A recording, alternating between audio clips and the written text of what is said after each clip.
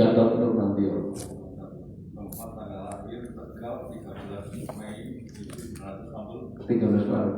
13 Maret ya. Dulu agamanya Islam ya Pak. Kerjaannya Purnawirawan. kelas menengahnya Jalan Kejaksaan 3 nomor 42. Betul. Untuk mampu Jakarta Timur apa ya? Hari ini sehat. Sehat, alhamdulillah. Kenal dengan terdakwa saja. Kenal. Ada hubungan keluarga. Sebangsa setanah air. Keluarga Ini Disebut dulu di apa ya?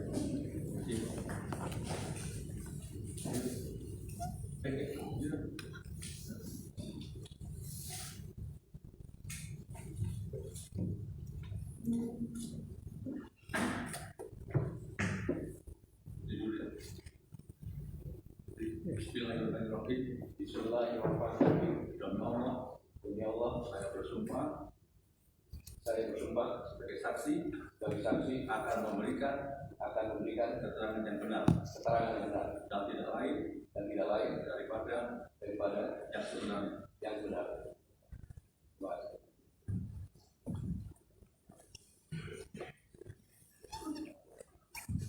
Sekarang saya balik dengan saksi apa ya? Baik, sebagai saksi nanti saya beri keterangan yang benar yang dialami sendiri dan paling lain adakah dengan dari beberapa saya menggunakan kepada presiden dan untuk menjawab pertanyaan. ya, atas izin yang mulia kami akan meminta beberapa keterangan informasi dari Bapak saksi. Jadi mohon maaf Bapak terpaksa kami hadirkan karena harapan kami dengan keterangan Bapak bisa meringankan sekali untuk terdakwa Bapak Kiflan. Untuk pertama, kami bertanya dulu, apakah saksi pernah bersama dengan terdakwa pada waktu masih aktif di TNI AD memiliki hubungan langsung sebagai atasan dan bawahan langsung? Jika iya, terangkan waktu dan tempatnya. Persilakan kepada saksi. Terima kasih, tidak pernah. Tidak pernah ya. Kedua, kapan pertama kali saksi mengenal atau mengetahui terdakwa? Saya mengenal terdakwa kalau di lulusan akademi militer itu seniornya saya tahu. Berdasarkan itu. Siap yang. Jadi saksi kalau menerangkan ke yang mulia, Baik, karena yang mulia yang bisa meringankan. Kalau saya hanya membela saja. Ya. Baik, karena ini pengalaman pertama saya. Siap. Ya. Jadi yang ketiga, setahu saksi, apakah pernah terdakwa memiliki catatan pelanggaran sumpah prajurit sewaktu jadi panglima maupun setelah jadi panglima? Terima kasih. Sepengetahuan saya dan keyakinan saya, terdakwa tidak pernah melanggar sumpah prajurit karena indikasinya bahwa terdakwa pensiun atau diberhentikan dengan hormat. Kemudian yang kedua, terdakwa memiliki bintang jasa yang mempunyai hak dimakamkan di Taman Makam Pahlawan. Terima kasih. Selanjutnya, ini bagi kami penting kami tanyakan berkaitan dengan sewaktu Bapak saksi masih menjabat sebagai Panglima TNI ataupun sewaktu masih di TNI Angkatan Darat dan seterusnya, apakah pernah menerima laporan setelah intelijen atau kabar burung mengenai saksi mengenai terdakwa yang ingin melakukan pembunuhan, di mana pembunuhan itu katanya akan membunuh Pak Wiranto, Pak Luhut bin Sarpanjaitan, Pak Budi Gunawan, Pak Goris Mere, dan Yunarto Wijaya sewaktu masih jadi panglima? Karena bayangan kami kalau untuk membunuh itu kan jauh-jauh hari, bukan mendadak. Apakah pernah sewaktu menjadi panglima mendengar tersebut? Sewaktu panglima saya tidak pernah mendengar. Ya, jadi belum pernah mendengar ya. Kalau setelah jadi panglima pernah mendengar? Karena saya disumpah saya harus menjawab secara pasti ya. Tapi saya pernah melihat pernyataan di TV, tapi kalimatnya saya saya lupa. Oke, siap. Kami lanjut, saksi. Apakah saksi mengetahui kegiatan terdakwa yang termasuk anti PKI? Karena di persidangan ini ada yang mengatakan kegiatan anti PKI yang dilakukan oleh terdakwa keliling pulau-pulau di Indonesia, mendatangi tempat ke tempat. Apakah saksi mengetahui itu? Saya mengetahui karena terdakwa pernah menulis buku, kemudian di media sosial, kemudian kalau ada acara-acara beliau biasa mengisi. Terima kasih. Nah, ini yang penting. Jadi kami juga tidak pernah tahu secara resmi mengenai kegiatan saksi ini, kegiatan terdakwa sewaktu di Filipina. Karena ada isunya beliau itu di Filipina malah jadi teroris ISIS katanya. Jadi mohon sewaktu saksi menjabat tertinggi di TNI, apakah tahu mengenai kegiatan daripada terdakwa di Filipina? Terima kasih yang mulia, mohon maaf ini penjelasannya agak panjang. Yang pertama kali saya memberikan penjelasan bahwa kita bersyukur bahwa kita di negara kesatuan Indonesia, negara kepulauan terbesar, panjangnya itu seperempat dunia. Kita mempunyai 3 alur laut kepulauan Indonesia, di mana kita adalah kepulauan terbesar di dunia dan satu-satunya di dunia yang mempunyai alur laut kepulauan Indonesia. Alur laut kepulauan Indonesia itu kan tempat lorong yang membelah kepulauan Indonesia yang bisa dilewati oleh kapal-kapal apapun juga, baik kapal sipil maupun kapal militer, dengan bahasa lain lintas damai. Nah, inilah ke profesionalisme Angkatan Laut, bahwa selama ini Angkatan Laut bisa menjaga Nusantara dan bisa menjaga Angki 1, Angki 2, Angki 3. Kenapa saya sampaikan demikian? Yang mempunyai kekhususan adalah Angki 1. Angki 1 ini adalah lintas damai terpadat di dunia. Sehari bisa 400 kapal. Kenapa saya katakan ini? Karena 3 angki inilah nanti bisa menentukan kedaulatan negara itu utuh atau tidak. Mengapa demikian? Karena selama ini pernah terjadi perompakan. Tadinya saya lupa, tetapi saya ingat komandan kapalnya adalah Kolonel Laut Taufik Rahman, dan berhasil. Nah, ini menandakan bahwa sampai dengan saat ini tidak pernah lagi kita sama-sama mendengar ada perompakan dalam tersebut. Sehingga inilah profesionalisme TNI Angkatan Laut kelas dunia. Mengapa saya sampaikan seperti ini? Saya sedikit akan keluar di Somalia. Di Somalia itu sekitar tahun 2011 sampai perompakan tiap saat ada. Kemudian sampai ada resolusi PBB 1976 tahun 2011 yang diaklamasikan oleh ke-15 anggota Dewan Keamanan PBB secara aklamasi. Yang isinya adalah menghimbau kepada negara-negara atau organisasi yang pernah terdampak dari perompakan untuk melakukan pengejaran atau penangkapan atau pengadilan. Jadi PBB meminta itu. Kedua, PBB juga mengatakan bahwa organisasi maupun kapal-kapal yang lewat di sana itu memberlakukan hukum perompak tersebut berdasarkan hukum negara masing-masing. Kemudian yang ketiga adalah menghimbau kepada kapal-kapal atau organisasi yang lewat menggunakan upaya yang semaksimal mungkin, termasuk mengizinkan kapal militer dan pesawat militer.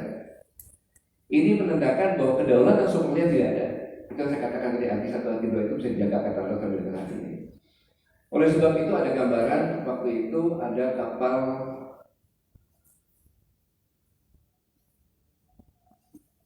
yang ditahan oleh perompak kapal Indonesia. Nanti kalau ingat saya sampaikan. Disitulah maka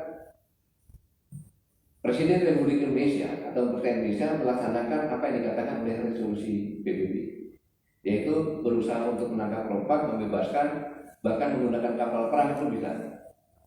Dan ini dilakukan 2011 dengan saya kalau tidak salah ini adalah Satgas Merah Putih, Satgas Merah Putih yang dipimpin oleh Kolonel Taikur Rahman lagi. Di dalam kapal ada pasukan khusus marinir, ada Pasca, ada Kopassus. Berangkat 2 frigate, berarti kapal perang frigate, kemudian 1 LPD Banjarmasin, kapalnya bisa berapa banyak orang, kemudian ada Cyril, bahkan ada helikopter. Kita ingat pada saat itu SBY ditanyain kayak orang bengong aja, tidak jawab. Tapi karena itulah tidak ada di negara manapun juga membeberkan operasi militer kepada publik. Nah, dengan alasan kalau dibeberkan maka akan mengorbankan nyawa-nyawa yang melakukan pembebasan. Singkatnya, dengan profesional prajurit semuanya berhasil membebaskan perombakan, kemudian kembali ke tanah air. Saya masih ingat di Kolil Lamil di sini Presiden SBY yang menyebut dan mengatakan kepada para perwira bintang 6 tahun saya memberikan penghargaan yang setinggi-tingginya. Mengapa demikian? 1, operasi jauh dari tanah air, yang kedua di negara perang, yang tidak penuh dengan ketidakpastian, kemudian kritis dan perkembangan tentang intelijen berubah-ubah. Saya menjelaskan ini betapa pentingnya kedaulatan suatu negara. Kemudian pada 2016 medio Maret terjadilah perombakan kapal takbut Charles, di mana 10 penculiknya ditahan. Saya dapat laporan dari kepala badan intelijen strategis tentang ini, kemudian saat melaporkan Presiden, barulah media menyampaikan. Presiden Republik Indonesia memerintahkan kepada saya untuk melakukan negosiasi apapun apa yang dilakukan untuk membebaskan sandera.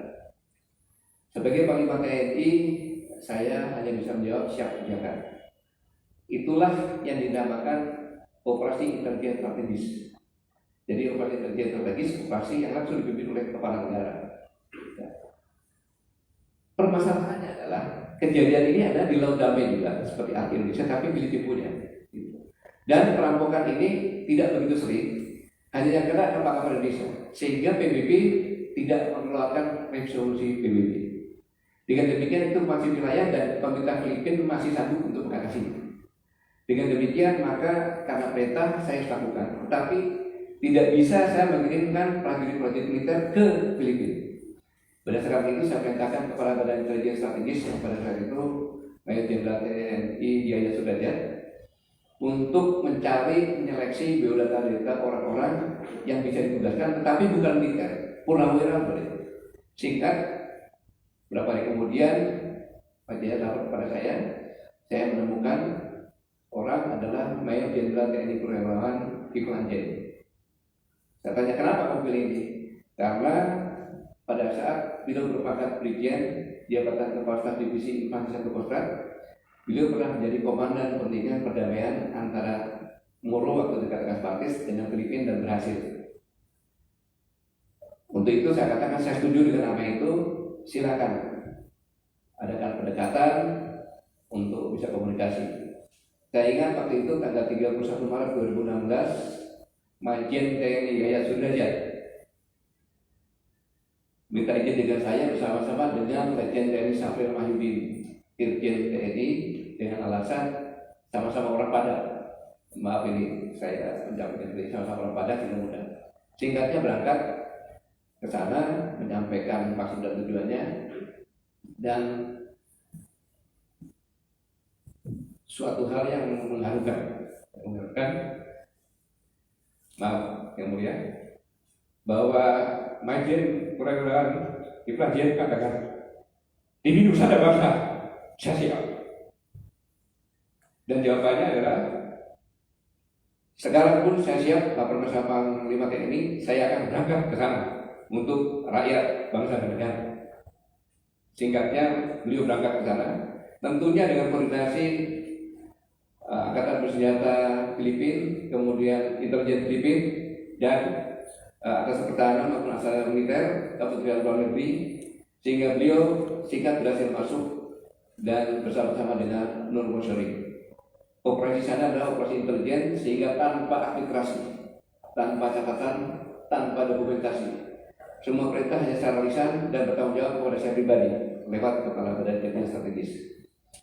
Operasi pembebasan tidak bisa sampai biarkan operasinya, tetapi jelas harus dengan penekanan. Pada saat itu Nomboser sudah bukan lagi berseberangan dengan pemerintah Filipina, bahkan dia adalah teman akrabnya Presiden Duterte. Dengan singkat, kemudian 10 ABK tersebut bisa dibebaskan. Sedangkan kalau yang mulia melihat, saya hanya mendampingi Menteri Luar Negeri. Saya diperintahkan menyampaikan press release, saya bilang, Bapak, saya tidak kapasitas itu. Yang kapasitas dalam Menteri Luar Negeri, kita kamu berdiri dampingi. Nah, tetapi masih ada lagi penyidikan. Kemudian saya dipanggil lagi oleh Presiden. Karena saya kalau menghadap Presiden pasti saya buat rekaman. Dari panggil lagi Presiden, bahwa Panglima bagaimana upayakan supaya tidak ada lagi penculikan. Siap, saya laksanakan. Singkat kata saya tidak bisa menjelaskan ini operasinya, tetapi Pak Kima dari sana, kalau dilihat di Tiban ada memakai senjata dengan pakaian ini yang bersama-sama dengan pasukan non-Muslim, dan yang mulia mungkin monitor di TV tidak ada lagi penculikan beberapa kali itu sampai dengan saya pensiun. Waktu itu operasi dipimpin di Badan Intelijen Strategis oleh Majen TNI Sudrajat, kemudian beliau pindah menjadi Sekjen Menko Polhukam, digantikan oleh Majen TNI Hartono, dan Pak Kiflan masih di sana. Dan yang mulia untuk ketahui, beliau adalah sudah orang sipil, sudah purnawirawan, sudah tua, kemudian berangkat ke sana sendirian, tidak ada kepastian, kemudian sangat rawan terhadap kematian, kemudian situasi intelijen berubah-ubah, dan di sana sendirian beliau dikatakan Golkar bersama-sama Nomboser. Ini yang saya katakan bahwa rakyat Indonesia, bangsa Indonesia, dan negara kesatuan Indonesia berhutang kepada terdakwa. Saya ulangi, bahwa rakyat Indonesia, bangsa Indonesia, dan negara berhutang kepada terdakwa. Inilah mengapa saya mau ke sini, karena saya punya kewajiban, tetapi saya tidak bisa membongkar semuanya karena tidak ada operasi intelijen strategis. Walaupun saya disumpah, karena saya punya sumpah prajurit juga. Mohon maaf, ada detailnya, biaya, kemudian apa yang dilakukan, saya tidak bisa menyampaikan. Terima kasih. Menarik ini saksi, karena saksi posisinya ada cat untuk meringankan. Selanjutnya, apakah setiap terdakwa ke Filipina waktu saksi menjabat Panglima itu tugas negara atau tugas pemerintah? Beliau ditugaskan ke Filipina. Nah, pertanyaan kami, apakah itu tugas negara atau tugas pemerintah?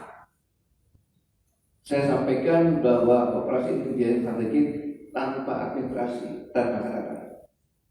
Ya, jadi tidak ada terdokumentasi. Kalau terdakwa di Filipina meninggal, hilang, tidak ada berita, tidak apa-apa, tidak ada usaha, tidak apa-apa, dan tidak ada pertanggungjawaban apapun juga.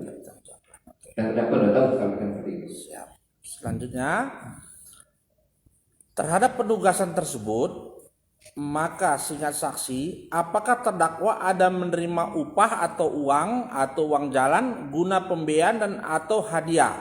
Jika ada, berapa, dan dalam, kalau dia uang, dalam mata uang apa? Baik, terima kasih. Bahwa jumlah berapa saya tidak bisa menyampaikan, tetapi itu pasti ada karena operasi penggalangan biayanya sangat besar. Ya, contoh singkatlah, kita harus memberi senjata, memberikan pada kelompok-kelompok mereka dan sebagainya. Dan jumlah uang yang dibawa berdasarkan variasi. Kalau itu tidak begitu besar, biasanya saya bawakan dari US dollar, tapi kalau besar saya berikan dengan Singapura dolar, karena Singapura dolar ini akan lebih ringan, karena lebih sempit. Kemudian nanti di Filipina, kenapa? Karena kalau menggunakan US dollar itu bisa di Filipina juga. Gitu. Tapi kalau Singapura harus ditukarkan dan sebagainya. Tapi kalau besar, supaya lebih gampang, karena ini tidak boleh terlihat gitu. Jadi, tetapi jumlah berapapun juga itu tidak seberapa kecil dibandingkan dengan nyawa rakyat Indonesia dan harga diri bangsa dan negara. Begitu. Oh, jadi ada pemberian dalam bentuk uang lah ya, dari kita ada uang $1 ataupun mata uang lain dari penugasan yang diberikan kepada terdakwa. Hanya dua, Ya, US dollar sama Singapura. Singapura dolar. Itu diberikan waktu pulang dari sana atau waktu berangkat? Bervariasi. Ya.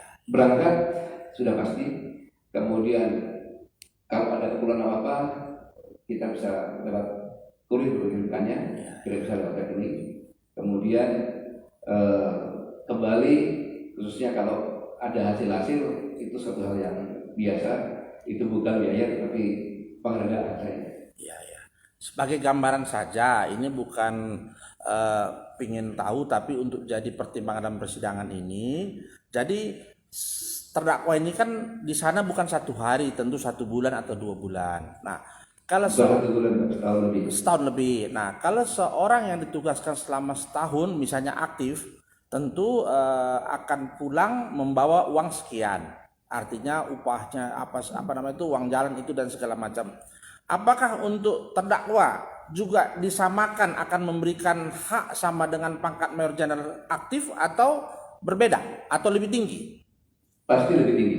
Lebih tinggi ya. Oke, kami nggak perlu tanya nilainya, lebih tinggi kan bisa dihitung sendiri. Nah, Karena jenderal dan beri yang 7 juta.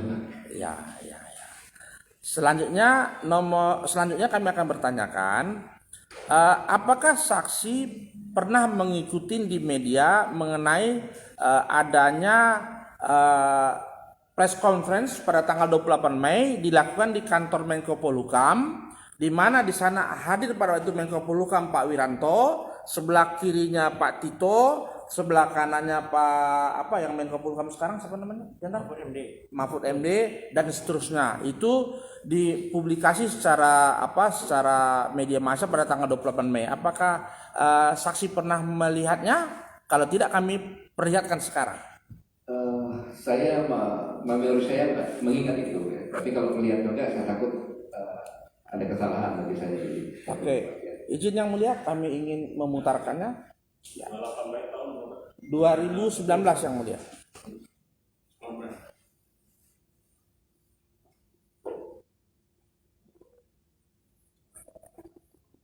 Di depan yang mulia.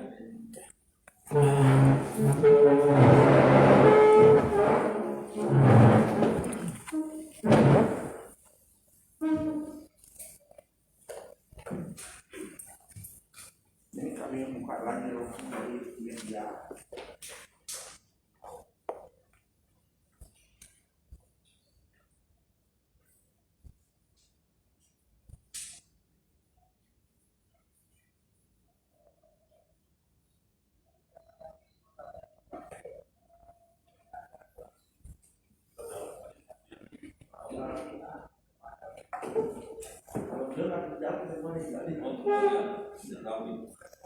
Enggak, saya dulu tanggal 28 saya masih dulu.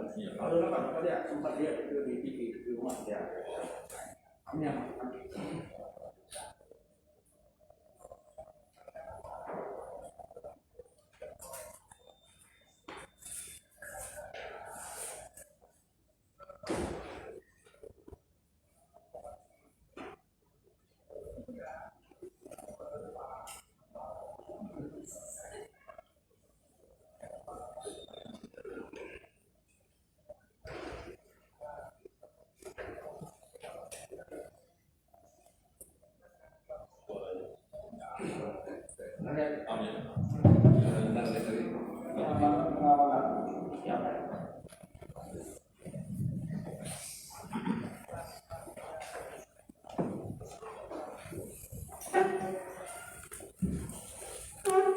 ya, jadi terhadap media yang kami putarkan tadi ini juga masih kami dari media, bukan di file kami, artinya masih ada terekam dengan baik di sistem informasi kita. Pertanyaan kami, di situ dikatakan ada rencana pembunuhan terhadap ABCDE segala macam. Sewaktu tadi kami tanya di depan di awal, apakah selama jadi Panglima adakah informasi akan adanya rencana pembunuhan dilakukan oleh terdakwa terhadap nama-nama tadi tersebut. Nah, sementara ini tanggal 28 Mei dikatakan akan dilakukan.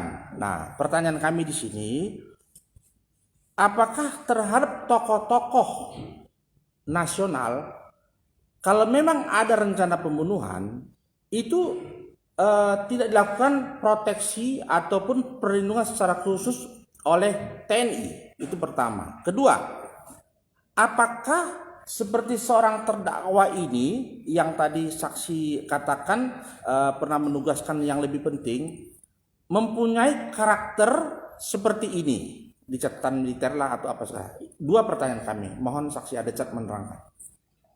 Baik, terima kasih. Saya teringat saya mendapatkan komunikasi pers tersebut, saya tertawa terbahak-bahak karena seorang terdakwa, seorang mantan kepala staf BBC, satu Kostrat dan kepala Kostrat, itu tahu persis bahwa setingkat Menko Polhukam itu dikawal oleh, kalau tidak Kopassus, Kostrat atau gabungan penjaga dan pasukan khusus. Demikian juga Kabin, demikian juga tingkat Menko Kemaritiman mantan di Kopassus, pasti juga Kopassus di sana. Sekarang juga pasti ada itu terungkap dia bohong itu. Nah kemudian Goris Miring mantan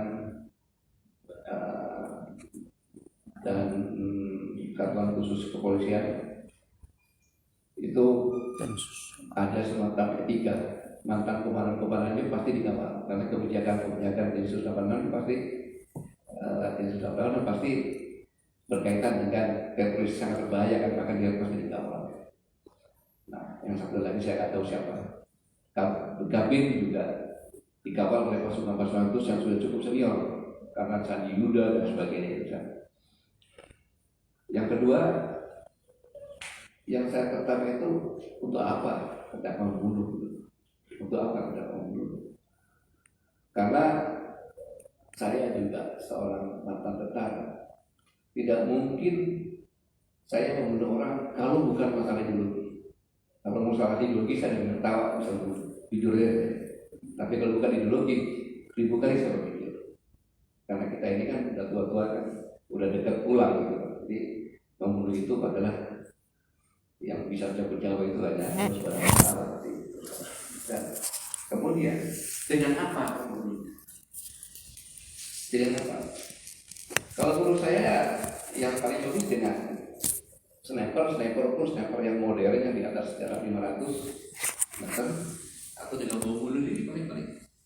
Kalau dengan kira-kira 20 orang aja belum tentu bisa. Memang tentang kejadian yang diurusan Menko Polhukam itu kan adalah, saya yakin itu enggak diskresi beliau jangan begini itu yang harus dilakukan masyarakat. Tapi kalau secara utuh, karena itu adalah pejabat negara, pasti diberikan begitu ada apa-apa, pemerintahnya yang malu tidak bisa begitu. Jadi saya simpulkan satu hal yang makanya saya ketawa, sebenarnya tidak mungkin, dan kalau diketahui itu pasti ada rentetannya, pasti ada rentetannya. Tidak mungkin seorang diri, saya katakan 20 aja masih mikir-mikir dengan senjata otomatis mikir-mikir untuk melakukan itu, karena saya tahu kualitas pengawal yang ditunjuk untuk Menko Polhukam, untuk Pak Goris Miring, kemudian untuk Kabin, kemudian dari Satapan Satu, Pak Satapan Khusus pasti juga mengawal Pak Luhut Panjaitan. Jadi mereka orang-orang yang sudah teruji dan memang spesialis. Jadi kalau untuk melakukan itu sangat pasti akan kelihatan. Kalau tidak kelihatan ya itu jadi yang sangat memalukan. Itu yang bisa saya sampaikan. Jadi pemberitaan tanggal 28 Mei itu artinya setelah kami putarkan saksi, jadi ingat ada berita itu. Di situ dikatakan ada rencana pembunuhan ABCD. Apakah saksi juga mengikuti? Tapi kami tidak buang waktu saja. Tanggal 29 langsung ada penangkapan yang dilakukan kepada terdakwa. Nah, sebagai saksi pernah menjadi pejabat tertinggi negara ini, apakah suatu campaign itu yang dilanjutkan dengan suatu peristiwa penangkapan seseorang itu berkaitan atau tidak biasanya? Maksudnya hari ini 28 dibilang ada rencana pembunuhan, nanti tokohnya ini, baru besoknya ditangkap. Nah, apakah itu ada suatu proses apa kira-kira? Kalau kami bilang rejim atau pemerintah, apakah memang seperti itu terhadap warga negaranya? Saya pikir tergantung situasi. Kalau memang ada indikasi-indikasi bahwa akan melakukan pembunuhan, kemudian indikasi-indikasi yang saya sampaikan, dia punya senjata yang kayak sniper yang jarak jauh, kemudian punya tim yang khusus, punya ini, saya pikir sebelum terjadi ya lebih baik ditahan dulu. Itu logis saja. Tapi ya saya juga masih belum tahu hasil pemeriksaannya bagaimana, apakah ada inisiatif grupnya berapa orang-orang yang khusus juga, karena tidak mungkin dijaga oleh pasukan khusus bukan orang pasukan khusus gitu. Kemudian senjataannya dan sebagainya. Nah, ini yang saya katakan bahwa saya tidak bisa mengikuti diskresi dari pejabat-pejabat. Saya sudah dalam pejabat, tapi bagaimana berpikir saya, kalau memang usaha membahayakan, ya kenapa nggak jatuh duluan gitu. Ya, melanjutkan rencana pembunuhan tadi. Di hadapan saksi ada 5 pucuk senjata ini. Jadi ada yang satu, sana kedua, belakangnya ketiga, ini 4 ya? 4 apa 5? 5 harusnya.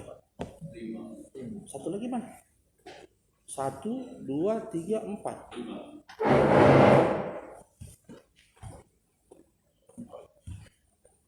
Oh, satu lagi. Oh, 5 ya, 5. Ada 5 senjata.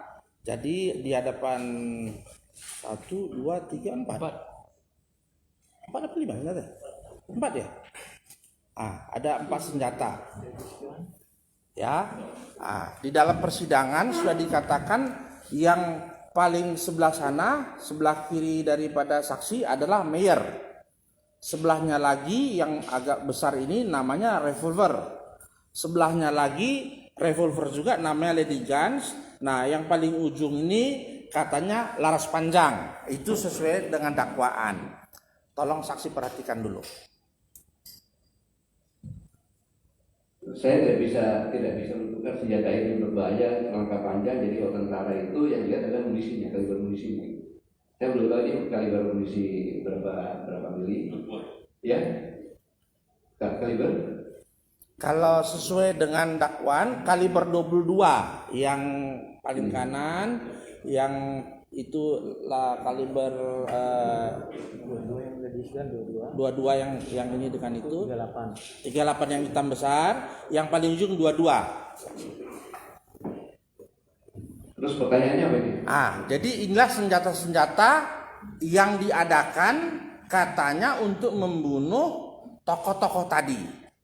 Nah, yang kami belum tanya ke sana, kami tanya dulu kepada saksi sesuai dengan pengalaman dan pemahaman senjata.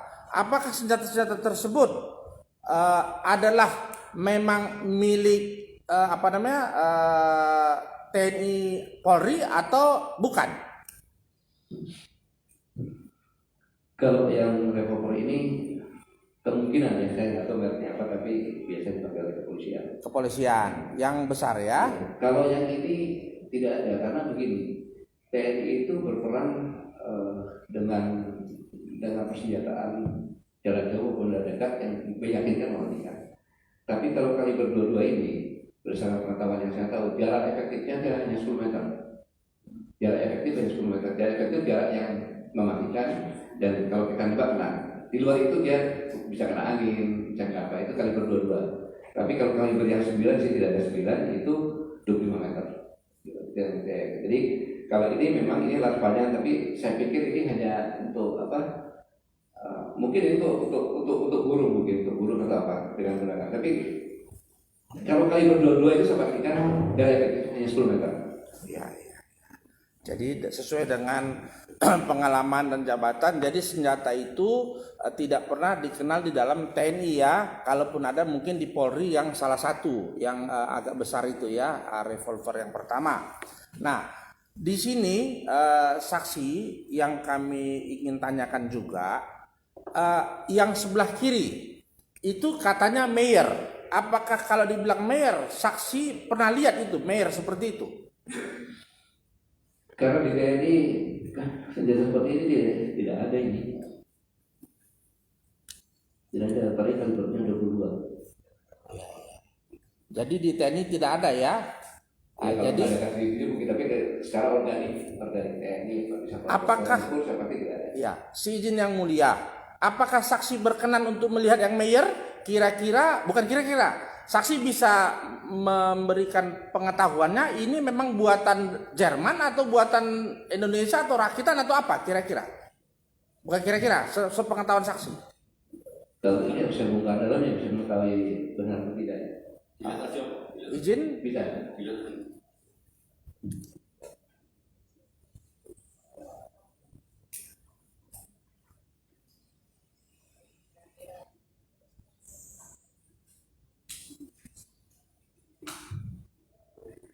Kalau saya melihat dari kualitas besinya, saya pastikan bukan di Jerman. Karena Jerman terkenal kalau luas senjata itu keunggulan besinya. Ini agak ringan dan kalau menembak agak rapat gitu. Itu yang saya tahu. Tapi yang mungkin buatan Jerman yang KW sekian bisa saja. Tapi kalau itu yang itu pengetahuan saya. Terima kasih. ya. Selanjutnya satu lagi yang laras panjang, kalau saksi berkenan, apakah izin yang mulia juga, apakah ini memang senjata atau mainan? Maksud kami begini, kalau senjata itu kan memang dibuat untuk tujuannya sesuai dengan undang-undang senjata api untuk membunuh orang. Tadi kan kami dengar saksi mengatakan untuk bunuh burung. Jangan-jangan ini hanya untuk membunuh babi misalnya. Apakah ini senjata yang dimasukkan untuk membunuh atau bukan? Kira-kira senjata yang ini memang semua bisa membunuh. Tapi kalau untuk membunuh, pembunuhan itu kan tentu senjata khusus lah kalau menurut kami. Apakah ini senjata khusus untuk membunuh atau memang untuk mainan saja? Semua senjata tentunya dibuat ada untuk olahraga dan untuk membunuh gitu dunia. Kemudian ini bisa untuk membunuh manusia, tapi jaraknya 10 meter. Jaraknya 10 meter tergantung pengenaannya. Contohnya kita kena di kening langsung, ya, dari tempat perawatan saja. Ya. Tapi ya di luar 10 meter mungkin dia tidak bisa menembus tulang, karena jarak efektifnya hanya 10 meter. Yang kalau ini benar kaliber 22. Kemudian makanya saya bilang ini untuk bulu atau saya. Jadi kalau bulu karena dia lebih lemah sehingga dia bisa lebih mungkin 15 meter bisa kena gitu. Kalau babi pun kalau 22 itu harus benar-benar jarak dekat baru itu pun harus kejar dulu biasanya lebih dekat. Tapi saya katakan bahwa saya tidak bisa membedakan bunuh atau tidak, tergantung saja. Tapi ini adalah kalau saya melihat ini adalah semacam modifikasi dari mana kaliber 22 pasti dimodifikasi karena 22 itu hanya untuk senjata pistol dengan senjata apa namanya kayak bel kecil gitu. Itu yang saya sampaikan. Ya, jadi modifikasi ya senjata yang laras panjang. Selanjutnya ini mumpung karena kami kesulitan kalau mencari ahli juga nggak ada duit, jadi mumpung ahli di sini, bukan saksi di sini. Kalau masalah peluru juga kan artinya sejak taruna sudah makanan, artinya sudah paham. Kami ingin mempertunjukkan peluru kaliber 22, izin yang mulia, untuk meminta kepada saksi sesuai dengan pengalamannya, ini senjata pelurunya CAD atau peluru-peluruan begitu. Izin yang mulia.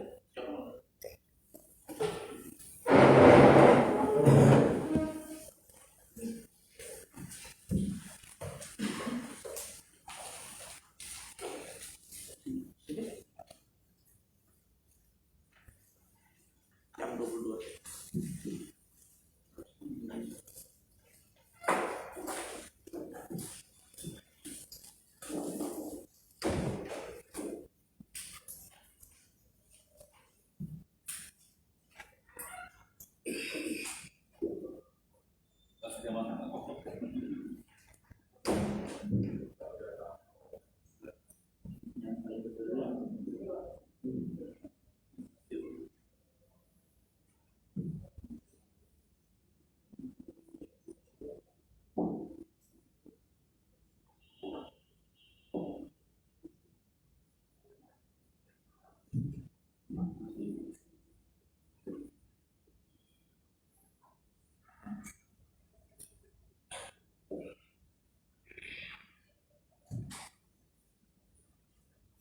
ada yang masih menggunakan jadi tidak ada karena peluru itu kalau yang lubang ini berarti kalau diletakkan Ada bekas deh.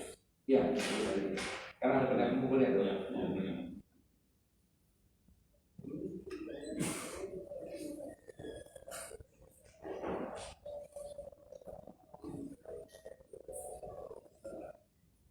hanya dalam penglihatan saja ada yang masih bisa ditembakkan, ada yang tidak. Tapi hanya ini semuanya kan dijauhi, tapi kan. Jadi saya tidak pastikan lagi ada yang sudah pernah menembakkan lubang, ada yang belum menembakkan. Ya.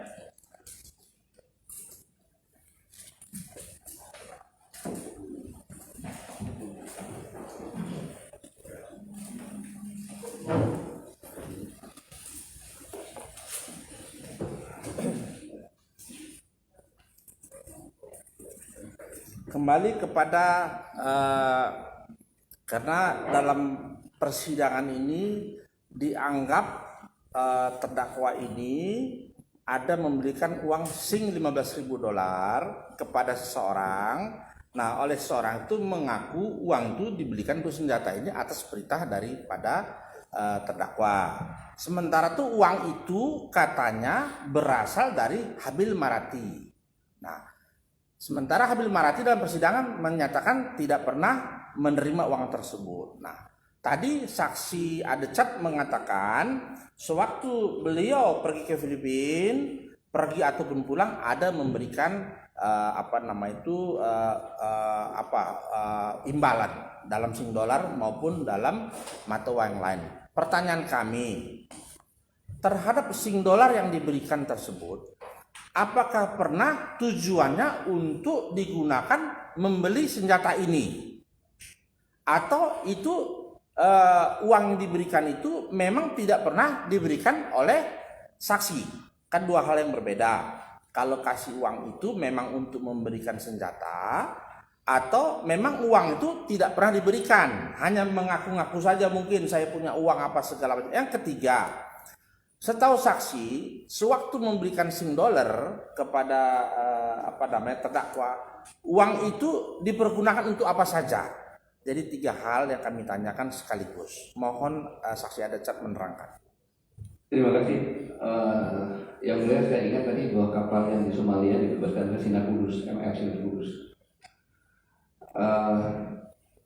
Masalah pertanyaan tadi, saya tidak pernah, inilah operasi intelijen, tidak pernah menanyakan untuk apa. Tapi untuk kawin pun boleh. Kalau untuk kawin lagi pun boleh, karena operasi intelijen tadi itu ya kadang-kadang harus. Segala untuk beli senjata di sana pun, saya yakin pasti itu ada untuk di sana. Jadi saya tidak pernah menanyakan.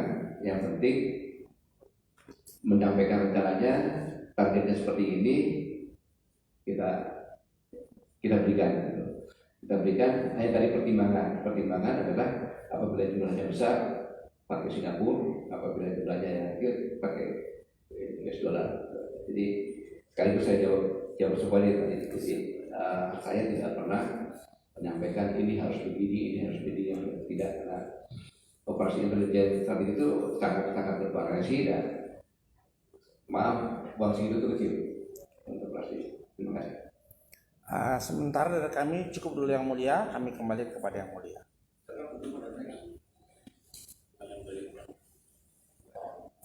Terima kasih.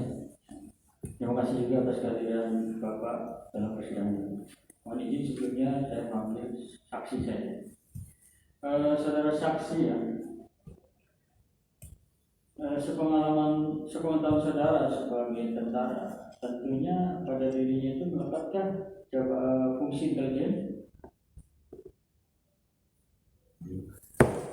Saya maksudnya. Ya, setiap tentara, apakah pada dirinya itu melekat fungsi intelijen? Tidak. Fungsi pengamanan harus semuanya melekat, tapi fungsi intelijen hanya orang-orang tertentu saja. Tentu saja. Terkait khususnya untuk Pak Kiflan Jan ini, apakah juga melekat pada waktu aktif maupun setelah tidak aktif, melekat juga fungsi intelijennya? Sudah pasti karena beliau pernah melakukan misi intelijen sebagai satuan tugas perdamaian di Filipina antara waktu itu Moro masih diantar praktis dengan pemerintah Filipina, dan beliau adalah waktu itu merupakan bagian sebagai komandan kontingen. Jadi melekatlah pada dirinya, baik aktif maupun tidak aktif lah masih terjadi, masih ada. Sudah dipastikan karena itu juga kalau di TNI ada psikologi juga. Kemudian apakah dalam setiap pelaksanaan tugas kepada keluarganya harus menceritakan apa adanya tugas itu, tugas intelijen itu? Tidak boleh. Tidak boleh. Jadi harus dirahasiakan tugas itu. Harus dirahasiakan. Termasuk kawin lagi. Jadi begini, operasi intelijen itu operasi apapun dilakukan. Iya. Asal tujuan tercapai. Asal tujuan tercapai. Sekalipun itu misalnya nikah lagi juga boleh untuk tujuan intelijen tadi. Gimana? Untuk nikah lagi, seperti yang Bapak tadi sampaikan. Nikah dalam melaksanakan tugas bukan berarti secara resmi ya. Iya. Jadi saya katakan saya tidak bicara detail lagi. Dia itu aja jalankan nikah hubungannya dulu.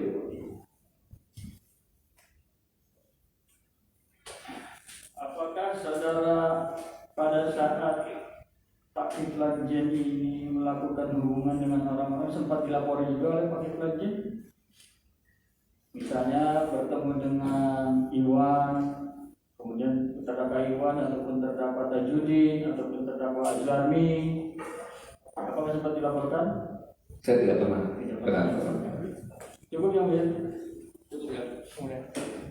Ada kelas saksi. Nanti kita nanti. Oh tanya. Hakimnya. Ya, saya dulu ke Bapak. Nanti saya belakangan aja. Enggak, yang mulia dulu, yang mulia dulu. Mulai kita dulu ya. Baiklah. Baiklah saksi ya. Mungkin saya tanyakan antara terdakwa dengan saksi senior mana rentangnya, tugasnya. Senior antara terdakwa dengan saksi. Dia atas saya 11 tahun. 11 tahun. Pada waktu beliau menjabat Kapolsek, saksi mengenal. Kaskosrat, Waktu menjabat kepala staf ya Pak itu. kepala staf saya waktu itu kalau tidak salah saya bertugas di Merauke, masih komandan kodim. Ya.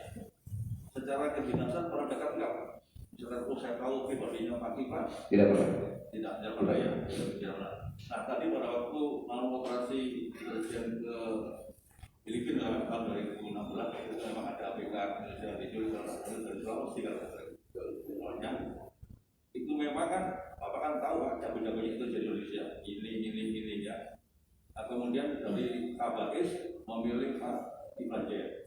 Dasar pertimbangannya apa? Kan masih disampaikan kepada saksi satu Panglima TNI. Seperti yang saya sampaikan tadi bahwa begitu saya mendapat perintah dari Presiden, saya panggil Tabais, kemudian saya jelaskan permasalahannya, kita tidak bisa mengirimkan pasukan ke sana, maka cari orang-orang yang bisa jadikan agen di sana, bisa sipil, bisa tentara, tapi harus sudah pernah dilakukan. Setelah sekian hari, KPS lapor kepada saya bahwa pilihannya kepada terdakwa. Bukan terdakwa karena latar belakangnya terdakwa pernah menjadi komandan kontingen mendamaikan antara NM dengan pemerintah Filipina, dan itu berhasil sehingga masih punya akses ke sana. Itulah kata. Jadi itu bilang ada datanya ya kan ini kan beliau kan sudah purna waktu itu. Sudah pernah. Ya, sudah purna kan tidak sembarang orang memilih ya. Memilih bisa diandalkan ini tidak akan jadi pilihannya ke terdakwa. Waktu itu berhasil ya Pak ya untuk membebaskan Sandera ya. Ya berhasil Tanpa operasi militer. tanpa operasi militer. Ya. Itulah. Nah, selain itu kan ada yang ketahui misalkan investasi atau dari terdakwa. Selain tadi operasi militer di Filipina, ada lagi nggak investasi dari terdakwa? Dan yang bapak ketahui. Sepengetahuan saya beliau pernah beroperasi di Papua juga. Di Papua juga. Dan pada saat mungkin Relatif seperti itu bukan? Papua, kemudian saya tidak perlu monitor karena jauh di atas saya.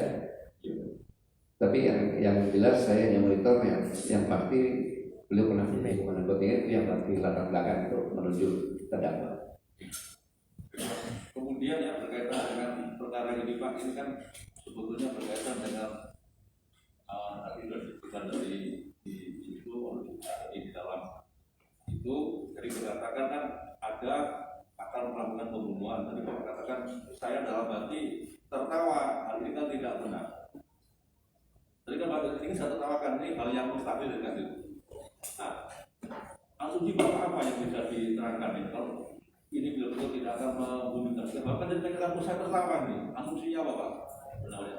Satu asumsinya saya tertawa ada permasalahan apa antara Pak Kiflan dengan Pak Wiranto dengan Pak Luhut dengan Kabin dengan saudara-saudara, sehingga harus mengambil risiko untuk membunuh 4 tokoh ini gitu. Itu yang pertama. Yang kedua, dengan apa lakukannya gitu, karena saya tahu persis bahwa saya kan Panglima TNI waktu itu. Siapa yang mengawal ini, siapa yang mengawal ini, maka saya harus memilih orang-orang yang benar-benar yang punya pengalaman dan orang yang khusus gitu. Karena kepercayaan TNI di situ, operasi TNI juga gitu sebenarnya gitu. Kalau boleh tahu Pak, untuk Pak Wiranto itu kan yang keputusan itu yang mengawal berapa? Yang mengawal secara pasti, yang siap untuk mati untuk Pak Wiranto itu berapa? Bisa nggak disebutkan jumlahnya? Maaf Pak, saya tidak bisa menyampaikan Ya. bisa jumlahnya Pak. Saya Pengaku lihat. kan tadi melihat tadi disampaikan apa akan melakukan pembunuhan ini bahkan disebutkan tidak akan tidak tahu bahwa ini pengawalannya kan begini. Ya. Itu akan bisa membayangkan kalau disebutnya kan tidak bisa. Baik, saya berikan penjelasan sedikit Pak. Jadi pengawalan itu ada yang terbuka tutup, yang terbuka dan tutup. Yang terbuka itu dia bisa berangkat duluan mau ke sana gitu. Yang tertutup juga sama-sama juga. Ada yang kayak tentara itu pakai tentara, ada yang pakai preman gitu. Nah kemudian dalam perjalanan pun sama, gitu. Belakang ada, depan ada. Bahkan tempat-tempat pos tertentu juga ada dari satuan-satuan yang mengamankan. Jadi bukan hanya yang melekat saja. Jadi satuan-satuan yang akan dilewati pun pria punya tanggung jawab untuk mengamankan juga. Jadi itu yang saya katakan. Jadi satuan wilayah pasti akan monitor. Gitu. Makanya yang mau ditargetkan juga mantan Panglima TNI juga, ya kayak Pak Luhut, Pak Wiranto kan mantan Panglima TNI, kan punya pengalaman gitu Pak. Bebas saksi ya. Saudara sih tahu secara pribadi pernah mendengar nggak dengan perseteruan antara tadi yang dibacakan dengan saudara? Pernah mendengar atau tahu? Kalau persetujuan ya mungkin perseberangan politik saja karena Pak Wiranto di pihak pemerintah mungkin dikenal Pak Kiflan dan tanda kutip memberikan kritik yang saya tahu itu aja gitu. Jadi kalau makanya saya bertanya itu latar belakangnya ada apa gitu. Pilihan dalam pilpres ya Pak, ya sementara lain itu apa tidak. Baiklah yang terakhir dari saya secara pribadi tadi apa tidak pernah mengenal Pak Kiflan ya Pak ya. Secara pribadi tidak pernah dekat dengan Pak Kiflan itu secara tugas dulu waktu Bapak tugas di TNI. Sama sekali tidak pernah saya dekat dengan Pak Kiflan pada saat operasi menjelang operasi Filipina dan selama operasi Filipina. Cuma kemarin pada waktu pilpres yang rame-rame itulah kan kita kelihatan ya yang mana blok A, mana blok B kan situ kan seperti yang Pak Sultan tadi. Iya betul. Mungkin saya bukan di blok kemana-mana. Kami sedikit tambahi. Kami ingin tahu tanggapan apa dengan persidangan ini yang tadi telah disampaikan oleh saksi. Kalau saksi gimana? Tanggapan seluruhnya, kesimpulannya. Kesimpulan dari saya semuanya, saya tidak bisa menyimpulkan secara keseluruhannya. Saya tidak boleh beropini dalam pengadilan ini karena ini kewenangan yang mulia semuanya. Saya hanya mengatakan bahwa berdasarkan pasal 2 ayat 1 Undang-Undang Nomor 48 tahun 2009 bahwa kekuasaan kehakiman, bahwa peradilan adalah untuk mewujudkan keadilan atas ketuhanan yang Maha Esa. Saya punya keyakinan di Forum yang mulia ini akan mengambil keputusan dengan profesional, dengan hati nurani, dengan fakta-fakta hukum yang benar.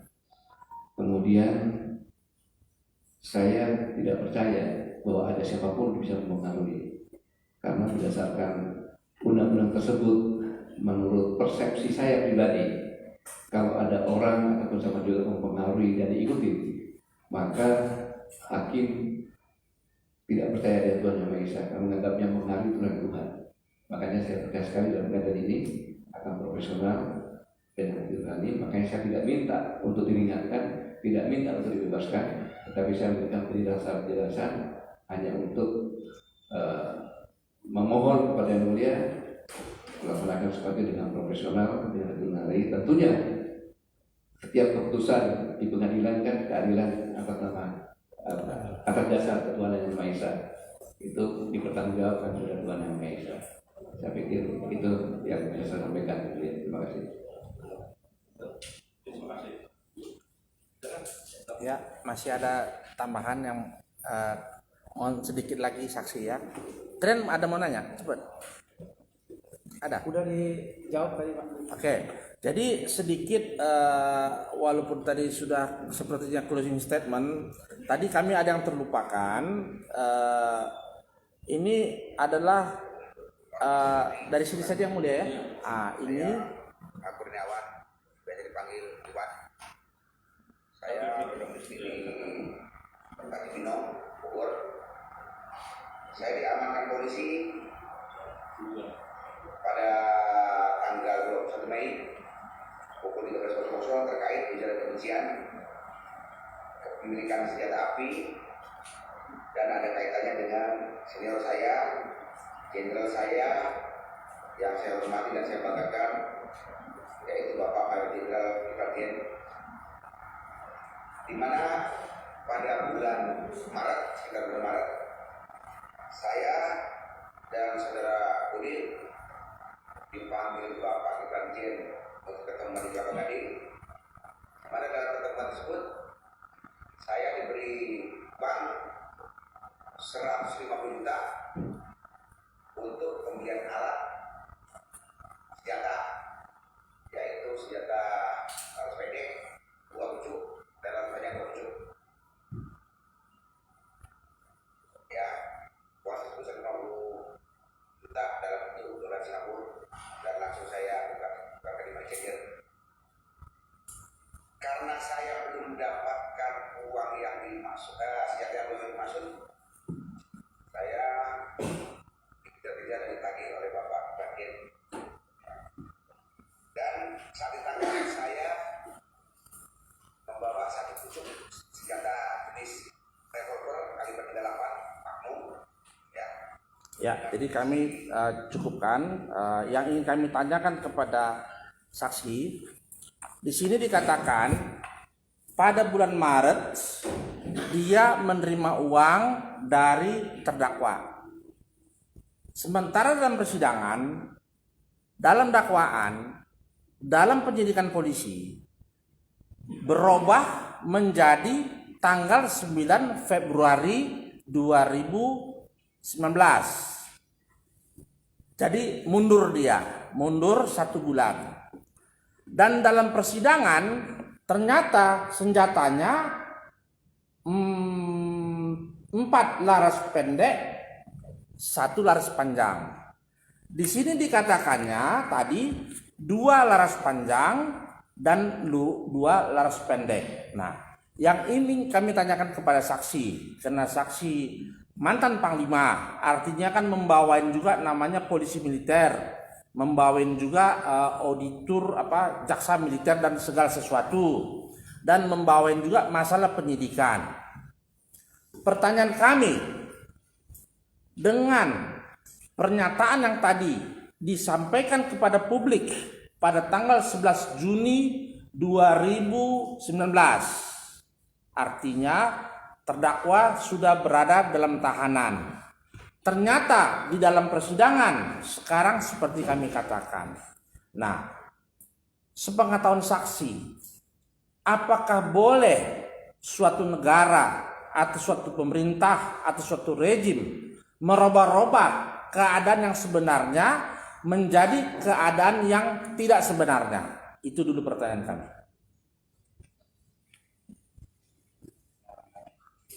Saya tidak bisa menjawab ini, tapi sebelumnya begini. kalau seorang terdakwa dia menyuruh orang membeli kepada satu dari Iwan. atau siapapun juga, maaf yang mulia, bahwa pada saat operasi kita ingat peristiwa Marawi teroris di Filipina, saya mendapat tugas untuk melaksanakan operasi penyekatan yang sampai para teroris itu ke sini sepanjang pantai. Dan salah satu yang saya tanya adalah terdakwa, jalur-jalurnya mana? Saya bilang, kok bapak tanya saya, kamu jangan bohong sama saya. Pasti kamu tahu, dan jelaskan. Dan operasi itu sebagian berhasil. Kalau membeli senjata terlalu mahal, tinggal ambil aja di Filipina. Level jalur itu masuk sangat mudah dan senjatanya sangat-sangat modern misalnya. Logika berpikirnya seperti itu. Kalau dikatakan tadi rejimnya lama, tapi begini, saya tidak akan mempengaruhi. Saya yakin yang mulia menyimak ini semuanya, fakta-fakta ini semuanya. Kemudian kalau toh ada kejanggalan berdasarkan fakta-fakta, saya tidak akan mempengaruhi. Tapi saya di sini sebagai saksi yang tidak boleh beropini. Jadi apabila bertanya kepada saya hal-hal yang saya tahu persis, karena saya ini kan di atas sumpah. Jadi ini yang bisa saya sampaikan. Mohon maaf mungkin tidak sesuai dengan keinginan. Tapi itu semuanya berdasarkan logika saja. Kalau namanya menyampaikan begini, besoknya begini, zaman sekarang itu sudah hal yang biasa didengar oleh kita semuanya. Tapi di persidangan inilah semuanya bisa ditentukan. Saya pikir itu bisa saya sampaikan. Mohon maaf tidak bisa menjawab. Yang terakhir yang mulia, jadi terdakwa ini dituduhkan adalah undang-undang mengenai senjata api pasal 1. Itu panjang, barang siapa memasukkan ke Indonesia, membuat dan seterusnya. Ternyata dalam dakwaan dipilih beberapa kalimat. Tentu dakwaan berdasarkan adalah dari polisi, penyidik. Penyidik mengatakan bahwa terdakwa ini membantu melakukan tindak pidana, yaitu tanpa hak, menerima, menyerahkan, menguasai, membawa, mempunyai persediaan padanya atau mempunyai dalam miliknya, menyimpan, mengangkut, menyembunyikan, mempergunakan, menguasai senjata api dan peluru di hadapan. Itu satu. Dua dakwaan keduanya berbeda. Sebagai orang yang melakukan atau turut melakukan perbuatan tidak pidana, yaitu tanpa hak menerima, menyerahkan, menguasai, menyimpan, mengangkut, menyembunyikan, mempergunakan senjata api dan peluru. Itu yang dituduhkan. Artinya undang-undang ini kan semua orang tahu artinya, apalagi di dunia hukum. Dari pertanyaan kami tadi, apakah saksi ada melihat bahwa senjata ini pernah diterima, pernah digunakan dan seterusnya oleh terdakwa? Itu pertanyaan kami. Saya melihat ini yang baru sekarang aja di sini. Sekali lagi disampaikan bahwa ini saya bukan saja yang mulia. Setiap prajurit-prajurit yang pernah melaksanakan operasi Yuda seharusnya dia punya senjata. Saya ulangi, setiap prajurit yang pernah melaksanakan operasi Yuda pasti dia punya senjata. Entah dari mana sekarang, pasti. Kenapa? Karena tugas dia adalah di belakang garis musuh.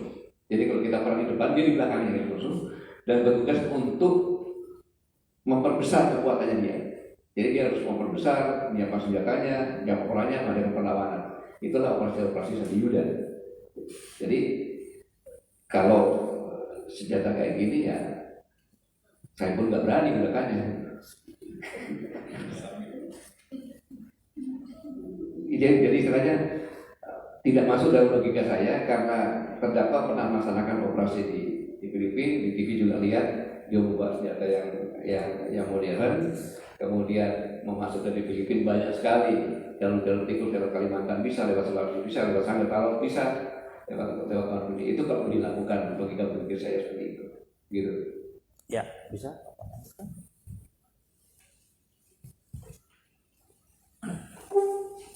Terima kasih yang mulia.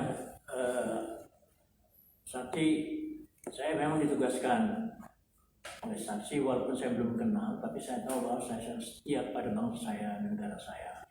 Kalau ada yang diculik dan ada juga yang teraniaya, di mana saya akan tampil dengan sebagai seorang mantan prajurit, tapi saya masih serta marga dan sumpah prajurit. Saya akan bela bangsa dan negara saya, termasuk penduduknya. Waktu saya ditugaskan, pertama kali yang ditugaskan pada bulan Maret 2016. Kemudian saya bersedia, bukan karena Panglima, bukan karena Bapak sebagai Panglima, tapi saya mengingat bangsa Indonesia. Saya memang sudah biasalah jalan kaki dan mobil seluruh Mindanao Selatan itu jalan kaki yang sudah biasa, termasuk di Papua dan di Timur. Jadi saya hafal pulau-pulau yang di sana, saya hafal karena saya dengan Misuari waktu perdamaian saya keliling itu naik speedboat yang ke mana-mana, pangkalan-pangkalan Misuari maupun pangkalan-pangkalan tentara Filipina maupun pemberontak MA. Jadi saya hafal luar kepala dan saya banyak teman di sana. Jadi saya bersedia waktu itu. Kemudian bukan itu saja kan, penculikan berkali-kali. Saya tugasan 2016 saya masih di sana. Pulang pergi saya dan masih di sana sampai 2017. Bahkan 2018 kita Bapak sudah pensiun, saya diminta oleh Menhan untuk perundingan dengan Menhan Filipina bagaimana memutus ini rantai penculikan. Saya berangkat lagi sama Menhan. Saya runding lagi. Ya, bahwa cara mutusnya begini, dia begini. Saya minta Sandi Yuda saya yang latihnya supaya nanti tidak ada lagi penculikan, putus ini rantai penculikan. Saya langsung 2018. Jadi saya ditugaskan untuk masalah penculikan ini bukan hanya dari Panglima. 2016-2017 dari Panglima, dari Pak Gatot sebagai saksi. Kemudian 2018 saya diminta lagi oleh Menhan untuk masalah ini bagaimana memutus rantai. Saya datang ke Menhan, saya datang ke pulau-pulau di tempat lain yaitu di General Santos. Ini saya ceritakan semuanya. Jadi kalaupun saya dapat upah dari negara, ya saya pakai upah saya. Kalaupun saya dapat uang operasional, saya pakai uang operasional yang dapat dari dolar Singapura maupun dolar, baik dari Menhan maupun dari Panglima. Kemudian saya bertugas juga sebagai tugas tempur, bukan hanya tugas perundingan operasi penggalangan intelijen itu dia, tapi tugas tempur saya bersama Misuari, pasukan Misuari yang di. Saya kira itu sudah dijelaskan. Iya, oke. Nah, jadi makanya saya bilang bahwa saya bisa senjata, saya masukkan senjata banyak kok. Saya tahu jalurnya. Jadi dengan demikian. Jadi yang Bapak bilang tadi bahwa saya bisa datang ke senjata ini senjata busuk apa ini, senjata tikus. Saya kalau bisa masukkan, saya lihat saya pegang senjata di TV One, saya tempur kok. Yang menculik itu namanya James Dragon. Jadi gini, pertanyaannya Bapak bahwa menyampaikan kepada saya, apakah ini berkaitan ini karena simpati kepada saya atau dengan fakta bahwa ini adalah kemungkinan iya atau tidak bawaan saya untuk menculik dan membunuh para senior saya. Menurut pendapat Bapak. Baik, terima kasih. Pengetahuan. Mantap Pak. Bisa saya jawab dulu ya? Jadi saya jelaskan bahwa saya kesini ini adalah saya meminta. Mengapa saya minta? Karena saya berhutang kepada terdakwa. Terdakwa telah melaksanakan tugas sehingga misi saya yang diperintahkan, misi negara karena presiden memerintahkan pada saya berhasil. Maka saya harus duduk di sini. Walaupun ini pengalaman pertama saya sebagai saksi ini. Karena menurut logika berpikir saya, ini istilahnya apa ya, main-mainan terkait ini. Jadi kalau memang saya katakan, makanya saya bilang pada saat operasi penyekatan, saya minta terdakwa untuk memberikan masukan kepada saya jalan tikus untuk kita masukan mulai dari ke Kalimantan, ke Sulawesi sampai ke Sanggata Laut, jalur-jalurnya ini. Gitu. Dan tidak mungkin logika berpikirnya begini, Pak. Kalau menyediakan pengamanan bahwa biasa-biasa saja, tapi mengadakan pencuri, pencurian tidak ada. Apa yang terjadi? Itu saja. Menyediakan penculikan sepanjang saya jabat, penculikannya sudah tidak ada lagi. Silakan Bapak terjemahkan. apakah betul dia pergi, apa pergi ke lembaga, silakan aja. Tetapi itulah makanya tadi saya mohon maaf, terdakwa saya potong karena tidak boleh terdakwa mengungkapkan semua yang dialami di sana yang berkaitan dengan operasi-operasi itu tidak boleh, karena operasi-operasi itu tidak bersih semuanya. Tidak mungkin seorang penculik dia kasihkan 10 tanpa ada tekanan-tekanan. Kalau bayar juga tidak mungkin uang saya membayar seperti itu. Itu logika berpikir yang dia. Cukup yang mulia. Cukup ya. Terima kasih saksi. Masih makan dokter.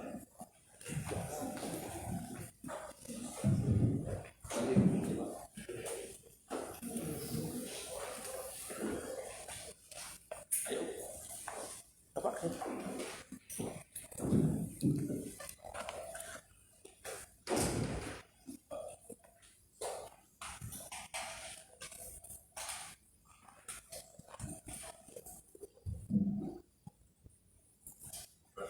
Masih ada saksi yang dihadirkan. Masih ada minggu depan yang mulia. Minggu depan mungkin 2 kami hadirkan yang mulia. Fakta ahli. Masih fakta. Fakta ahli. Ya, meringankan dan fakta yang mulia. Pagi yang bisa dua. Ya bisa yang mulia, jam 10 yang mulia. Baiklah ya, berapa nanti saya jalan lagi sampai hari Jumat dan tanggal 26 ya. Dari saudara ditambah saya nanti. Terima kasih yang mulia.